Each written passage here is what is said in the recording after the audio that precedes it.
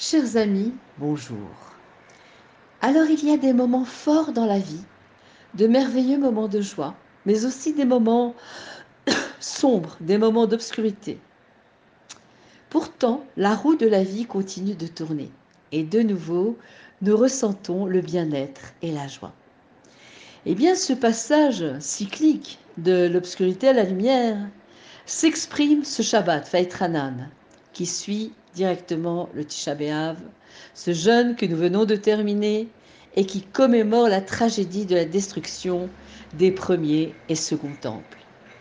La Haftara qui suit la lecture de la Torah est tirée d'Isaïe et traite de la consolation, Nechama. Nachamu, Nachamu ami, consolez mon peuple, consolez-les, dit Dieu au prophète. Après la destruction du premier temple est venue la construction du second. Après la destruction du second temple viendra l'avènement du Mashiach, Karov, et la construction du troisième temple. Donc le sentiment de consolation après l'obscurité de la destruction est si fort que ce n'est là que la première d'une série des 7 Haftarot qui seront lues semaine après semaine portant toutes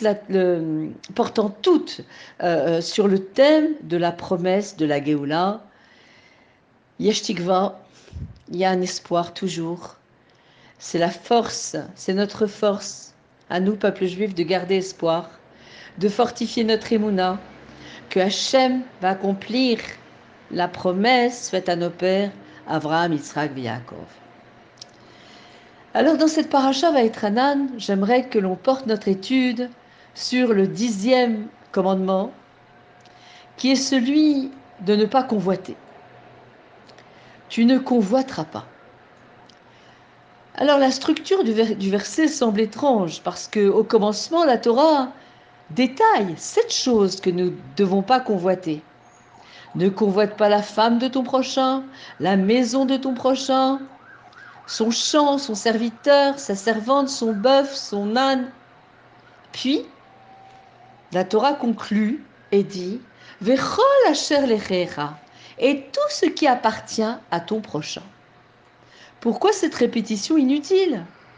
Pourquoi ne pas simplement déclarer dès le début tu ne convoiteras rien de ce qui appartient à ton prochain, ce qui inclurait tous les détails.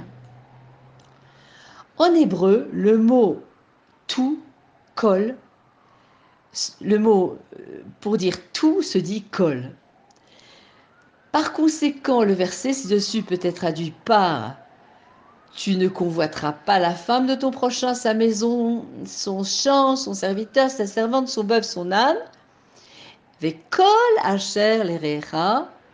En concluant le verset par ces mots, la Torah ne nous enseigne pas seulement de ne rien convoiter de notre prochain, mais nous aide à aussi atteindre un état de conscience. Alors, quel est-il ? Eh bien, comment pourrions-nous exiger d'une personne qu'elle ne soit pas jalouse ? Quand quelqu'un rentre dans la maison, qu'on observe les conditions de vie, les voitures, les comptes bancaires, le style de vie, alors comment se peut-il de ne pas devenir envieux ? La réponse est ne convoite pas tout ce qui appartient à ton prochain. Ce que la Torah laisse entendre, c'est qu'il est en effet facile d'envier la maison, l'épouse de son prochain, ses serviteurs, ses biens matériels. La question que nous devons nous poser est la suivante. Est-ce que l'on convoite tout ce qui appartient à notre prochain ? C'est-à-dire, est-ce qu'on est prêt à assumer complètement sa vie pour devenir en quelque sorte un peu lui ? On ne peut pas voir la vie comme des myriades d'événements et d'expériences disjoints qui n'ont rien à voir les uns avec les autres. On ne peut pas extraire un aspect de la vie de quelqu'un et dire « Oh là là, j'aurais aimé avoir son mariage, sa maison, sa carrière, son argent. » La vie est une expérience, nous disent nos sages, holistique. Chaque vie avec ses bénédictions, ses défis, ses obstacles, ses opportunités constitue une seule histoire, un récit qui commence avec la naissance et qui se termine à 120 ans. Chaque expérience de notre vie représente un chapitre de notre histoire singulière, unique. Et nous n'avons pas le luxe d'extraire un chapitre de l'histoire de quelqu'un sans prendre en compte, sans embrasser tout son parcours de vie.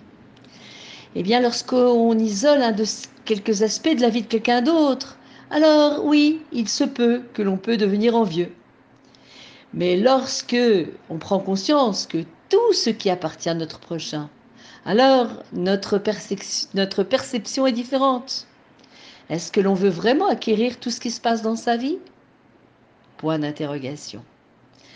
Alors nous dit le Pirkei Avot d'avoir un Aïn Tova, un bon œil, comme Avraham Avinu, et sentir que tout ce que Dieu nous donne et donne à notre prochain, à chacun en particulier, c'est pour le bien de chacun, et chacun reçoit à sa mesure. Et, euh, et donc, effectivement, de voir que chacun, et ça c'est une question bien sûr de Emouna, que Dieu donne à chacun ce dont il a besoin.